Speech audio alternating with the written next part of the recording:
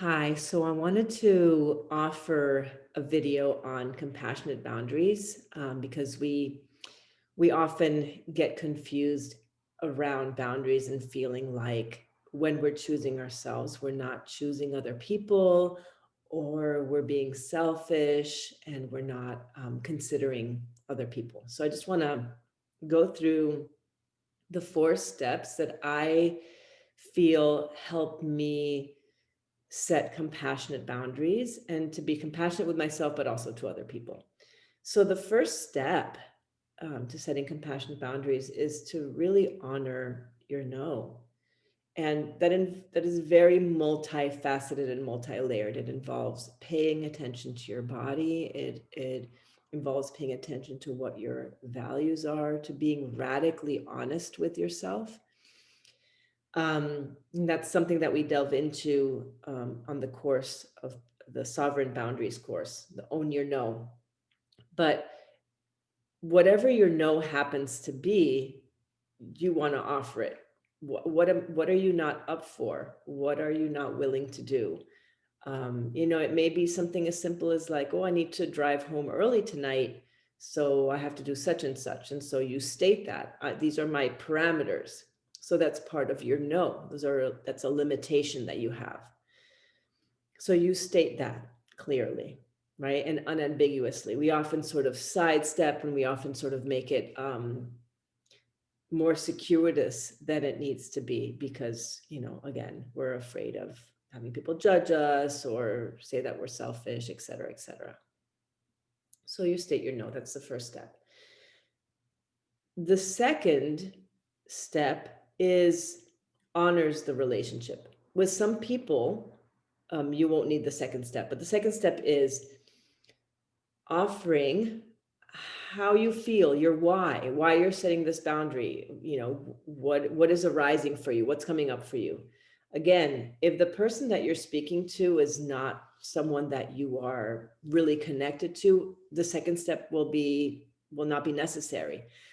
But this is really if, you are invested in the relationship, invested in creating more intimacy and depth in the relationship. You might say, I do want to drive home early tonight because I want to get up tomorrow, or I have to get up tomorrow, and I really want to take care of my body. I haven't been sleeping well lately, right? You might want to share that.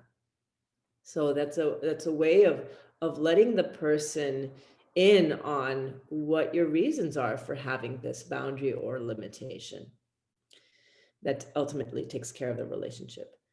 So the third step is really important. It's your yes, right? You said your no in the first step. You gave your reasons why in the second step. And in the third step, you say yes.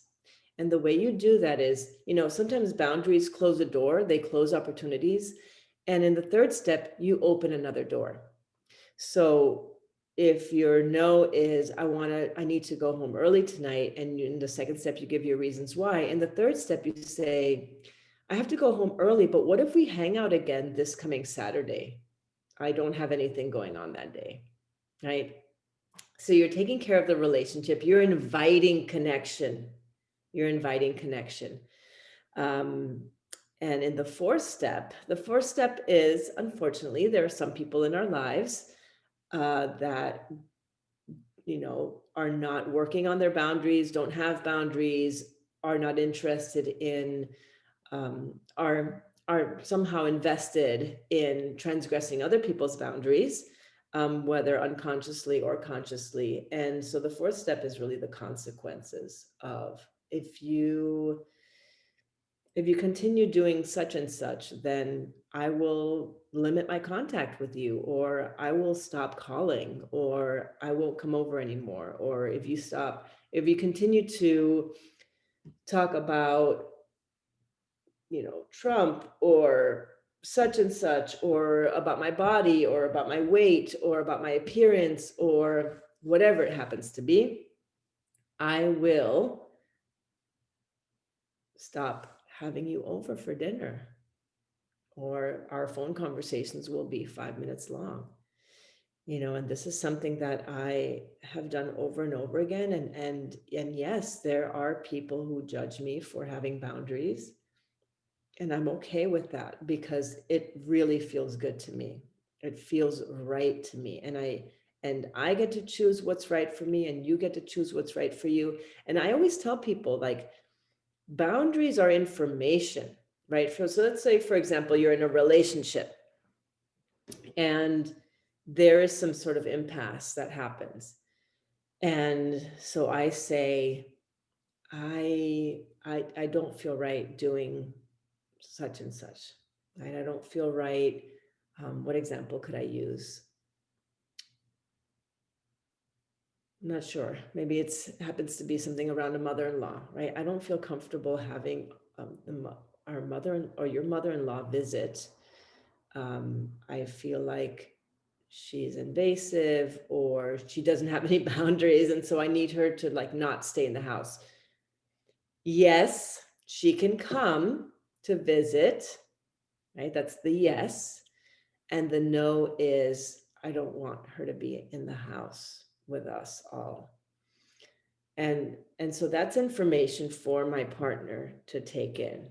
And my partner might have very different boundaries. It might have, he or they or she might have very different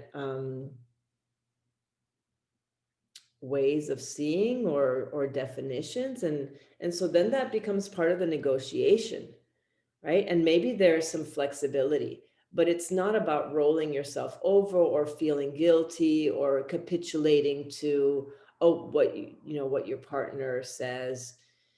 It's a negotiation, right? So compassion is like making space for yourself and making space for the other person. And some things may need to be negotiated where, like, most everyone gets what they want, and you make some sacrifices, but you don't make 100% sacrifice in the situation. You're like, oh, kind of sucks, but maybe we can have her stay at Airbnb that's really close by, or maybe she stays for 2 days and then she stays in the hotel, right? Like some sort of negotiation that feels right for both people. So I feel like, I offer the compassion piece as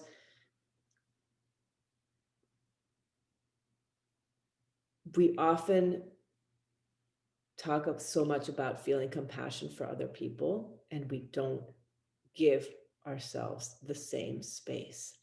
So, as a way to counteract that, compassion to yourself first, compassion and curiosity for the places in you that need more, that want limits and boundaries, that need space, right? That all you get to have your wants and desires, right? The first step is with you having what you want, what you desire, at the very least, feeling it, allowing yourself to feel it is such an important first step. The acknowledgement of it is already creating space for it. Even if you ultimately don't end up getting it, the acknowledgement of it, your presence with it is enough, is a wonderful first step, right? If you're feeling angry about something that's happening in your life, it's not, why are you feeling angry? Why are you're such a you're such a nasty person for feeling angry. No, you're not. The anger is there for a reason. Get curious about it. Drop in. Take a breath and let yourself sort of wind into it. Really let the anger spread in your body. So, like, use it as information, right? Don't just immediately dismiss it because it's not appropriate or you shouldn't be, right? All the shoulds, shoulding on yourself. Get curious. Your curiosity is an openness, is a compassionate presence already in and of itself. Okay? So I hope that you enjoyed this, and this is just another taste to what is possible during our 4 months of boundary setting together. And the beautiful part of it um, is that you get to shape it with your own questions. You get to co-create. This is a co-creative process. That's why I run my programs live, is because it's like it's energy moving. So it's very exciting. All right. I hope you enjoyed this. Let me know what you got out of it. All right.